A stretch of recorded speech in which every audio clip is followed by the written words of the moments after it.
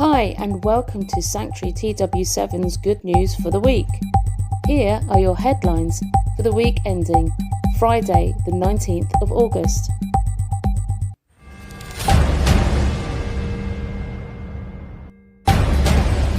Ukraine photo of nesting storks is a symbol of hope. New glasses allow deaf people to see conversations. Owl visits 98-year-old grandmother weekly. Is it a sign from her husband? And Prestatyn girl makes blankets for the homeless out of crisp packets.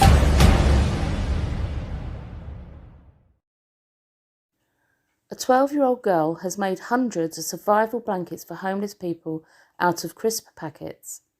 Alicia from Prestatyn flattens them out, cleans them and uses an iron to fuse them together into a single sheet.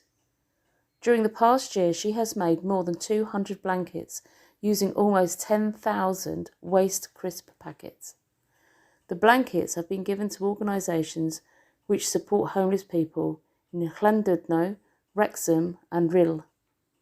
Each one takes an hour to make, but Alicia says the effort was worth it because it helps homeless people and stops the crisp packets from being thrown in the bin.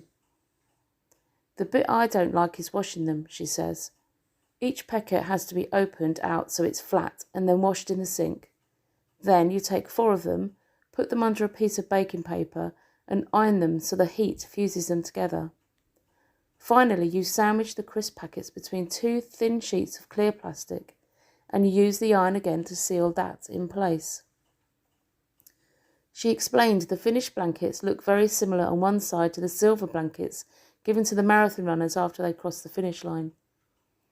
The idea originally came from a woman in East Sussex called Pen Huston, who has now set up a company called the Crisp Packet Project to make blankets and survival bags and to support others around the UK who are doing the same. Alicia started making the blankets in August 2021 and asked her mum to get colleagues at work to start collecting old crisp packets for her. I saw on Facebook that people were starting to turn crisp packets into blankets, and I thought I'd like to give it a go and make them myself, she said. When you put the blanket around your body, the heat reflects back off the silver part of the crisp packet. You wouldn't think you could turn a crisp packet into something so helpful, but homeless people like the blankets because they're really lightweight and waterproof. Crisp packets are really hard to recycle, so this is a new way to stop them going in the bin. Alicia and her mum put the blankets into a bag along with other essential items like gloves, socks and toothpaste. The packs are then given to homeless shelters in Wrexham and Rhyl or to support organisations such as the Salvation Army and Hope Restored in Llandudno. Some have also been sent to the Ukraine. Alicia's mum Darlene says she makes the blankets after school. It certainly keeps her away from her phone. She's passionate about the environment and the homeless support organisations in North Wales have been really positive about the blankets. A company has created augmented reality spectacles that play subtitles on conversations happening in the real world. Dan Scafie was sad to see his 97-year-old grandfather sitting quietly in a room on Christmas Day, surrounded by his family, but unable to join in with the conversation because of his hearing loss. It's got to the point now where he literally just sits in silence, said Scafie. And I thought, well, hang on a second. He watches TV with the subtitles all the time. Why can't we subtitle his world? What seem like an ordinary pair of glasses are actually using Amazon Alexa software to turn incoming audio into closed captioning. It took him just 6 months to launch the XR glasses, and while the software can't cope with people talking over each other, Scafie insists that It's just the beginning. We're going with a small number to begin with to prove it out, to get the feedback, to understand what people like and what they don't like, and we'll rapidly innovate on that, said Scafie. And then we're hoping if the wind is behind us, then we will reach general availability by September. The portability is impressive as the glasses are just glasses and a normal cable connects to your smartphone. It's being hailed as a life-changing innovation by Britain's Royal National Institute for Deaf People, or RNID, and the organisation Deaf Kids.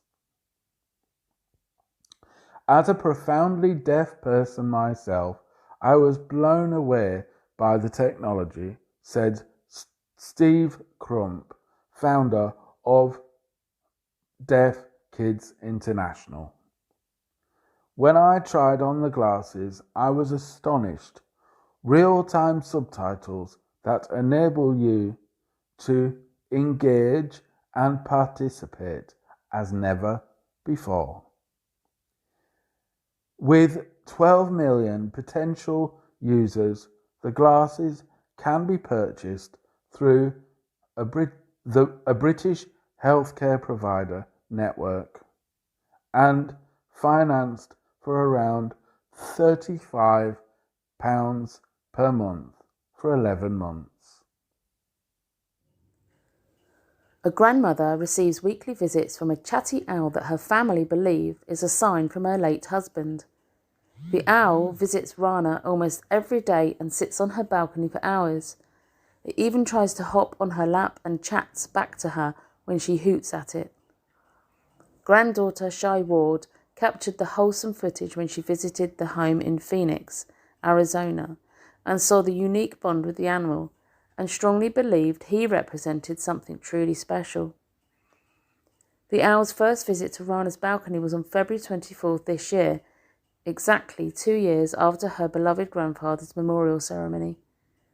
Bob, who passed away in February 2020, was Rana's husband for nearly 70 years, but the 98-year-old widow has yet to fully believe that her visitor is really a sign from the afterlife. However, her granddaughter says that the rest of their close-knit family is sure that Bob is keeping an eye on his love. My grandparents were best friends who deeply respected one another. You felt the love around them and from them, says Shy. My grandmother is the sweetest soul. She is a devout Catholic and attributes that all that her life has become to the higher power.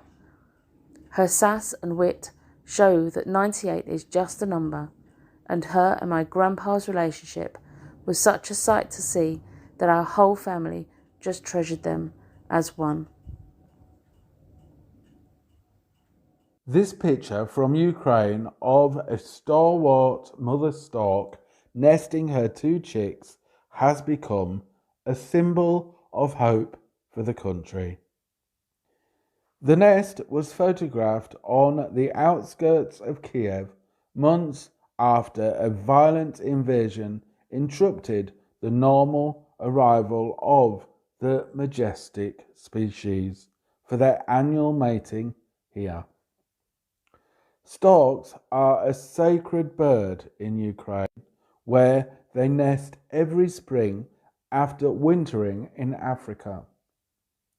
Of the 224,000 storks that visit Europe every year, 16% build their new nests or return to established ones in the Ukraine and raise chicks through to the end of the summer.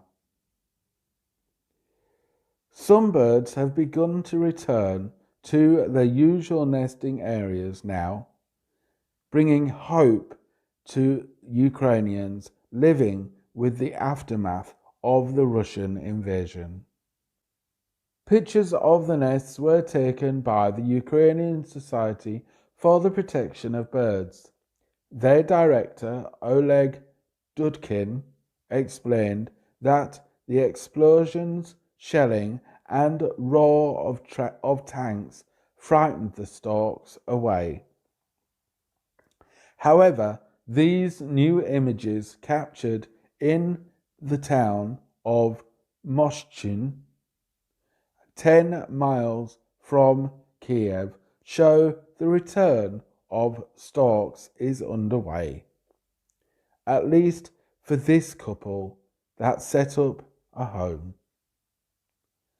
According to local tradition, storks are seen as a symbol of the arrival of spring and as an age-old symbol of fertility. They also symbolize a big harvest as well as family happiness, procreation, cessation of conflicts, and love for the homeland. So that's all your good news for this week. Join us next time for more of the same. Have a great weekend, everyone. Goodbye. Goodbye.